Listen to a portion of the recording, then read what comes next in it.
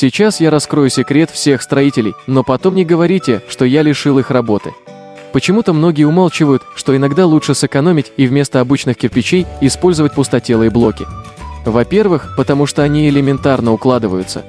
Нужен только раствор для стыковки и руки из правильного места. Во-вторых, доступная цена всего 5 рублей за штуку.